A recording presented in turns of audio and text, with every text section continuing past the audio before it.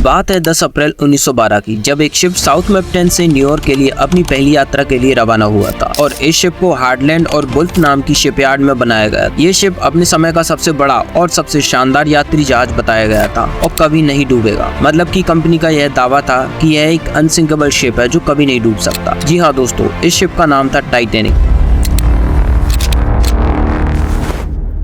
आज की वीडियो में ऐसी 5 गलतियों के बारे में बताऊंगा, अगर वो न होती तो शिप के सभी लोगों को बचाया जा सकता था। टाइटैनिक का असली नाम था RMS टाइटैनिक, क्योंकि यह एक रॉयल मेल शिप था। मतलब कि ये शिप अपने साथ 3500 मेल्स एंड मैसेज के बैगों को भरकर ले जा रहा था। 10 अप्रैल 1912 को टाइटैनिक शिप ने अपनी पहली यात्रा 2223 यात्रियों के साथ शुरू करता है, जिसे साउथमैप्टन इंग्लैंड से न्यूयॉर्क तक का सफर तय करना होता है। इस शिप को हार्डलैंड एंड वुल्फ नाम की कंपनी ने बनाया था, जिसको बनाने का खर्चा $7.5 मिलियन के करीब आया था। और वहीं इस शिप की लंबाई 269.6 मीटर थी और इसकी ऊंचाई 53.3 मीटर और इस शिप का टोटल वजन था 46,328 टन। साथ ही साथ इसके बीम की लंबाई थी 92 फीट। टाइटैनिक में 29 बॉयलर थे जो कि 159 कोयला चलने वाली भट्टियों से जुड़े हुए थे, जिससे जहाज को 43 किलोमीटर प्रति घंटा की टॉप स्पीड में चलाया जा सकता था। और इस शिप के फुल्ली लोडेड होने पर इसमें 3,549 पैसेंजर एंड क्रू आ सकते थे। जहाज के अंदर आपस में जुड़े हुए 4 cylinder triple expansion steam engine और एक कम दबाव वाला पेरसन्स टरबाइन जो प्रोपेलर को घुमाता है,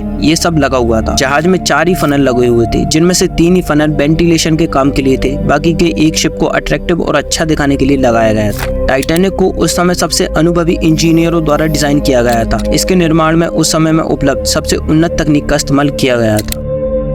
टाइटैनिक के मालिक जे ब्रूस इसमैन ने जहाज के कप्तान इवर्ट स्मिथ को जहाज को अत्यधिक गति से चलाने के लिए कहा था। वो चाहते थे कि जहाज कम से कम समय में अपनी यात्रा पूरा कर सके, ताकि वह एक नया वर्ल्ड रिकॉर्ड बना सके कि एक लग्जरी शिप ने कम से कम समय में इतनी बड़ी यात्रा पूरी की है। अगर शिप को सही ढंग से चलाया जाता तो शायद यह हादसा टाला जा सकता था। समय था रात के 11 बजे, जब शिप पर सभी लोग एंजॉय कर रहे थे। 12 अप्रैल 1912 को टाइटैनिक को 6 बर्फ की चट्टानों की चेतावनी मिली थी, तो कैप्टन ने इस चेतावनी को ये कहते हुए टाल दिया था कि यह एक अनसिंकेबल शिप है। कप्तान को लगता था कि बर्फ की चट्टान या आइसबर्ग के आने पर जहाज मुड़ जाएगा, लेकिन बदकिस्मती से जहाज बहुत बड़ा था और उसका रडार छोटा था, जिससे आइसबर्ग की एक्चुअल साइज का ठीक से पता नहीं चल पाया। बर्फ की चट्टान आने पर वह अत्यधिक गति के कारण समय पर नहीं मुड़ पाया और आइसबर्ग चट्टान, जो अनुमान के मुताबिक यह वह चट्टान थी जो 10,000 साल पहले ग्रीनलैंड से अलग हुई थी। और 14 अप्रैल रात 11:40 पर शिप उस आइसबर्ग से टकरा जाता है। ये टक्कर शिप के साइड वाले हिस्से से हुई थी, जो शिप का अगला हिस्सा था। मेनली शिप नीचे कई हिस्सों में बटा हुआ था और आइसबर्ग के टकराने से शिप के अगले हिस्से में दरार आ गई थी, जिससे उसके अगले हिस्से में धीरे धीरे करके पानी भरने लग गया था। जैसे ही कैप्टन को शिप के टकराने की बात पता चली, उन्होंने लाइफ बोट का यूज करना स्टार्ट कर दिया और बताया जाता है कि शिप पर लाइफ बोट्स की भी कमी थी, जबकि शिप पर और भी लाइफ बोट्स को रखा जा सकता था। जब लाइफ बोट को पानी में उतारा जा रहा था तो उसमें बच्चों और महिलाओं को प्राथमिकता दी गई थी, लेकिन उसके बाद भी लाइफ बोट्स को खाली उतार दिया गया और कुछ लोगों ने बात को यह कहकर टाल दिया कि यह तो एक अनसिंकेबल शिप है, तो टेंशन किस बात की।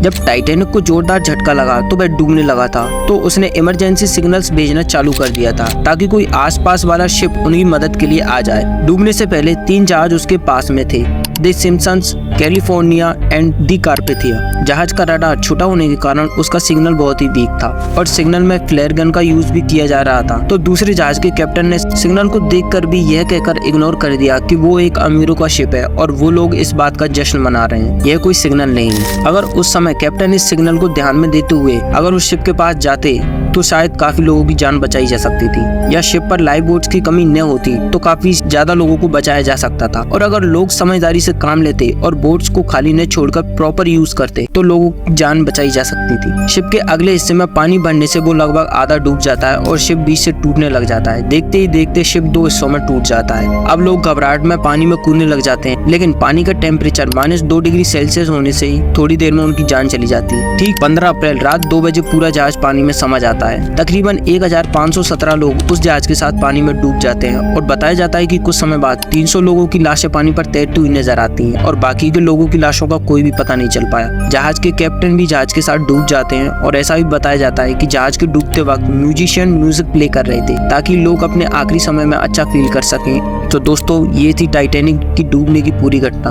और उससे जुड़ी हुई गलतियां। आज की वीडियो में इतना ही। धन्यवाद दोस्तों।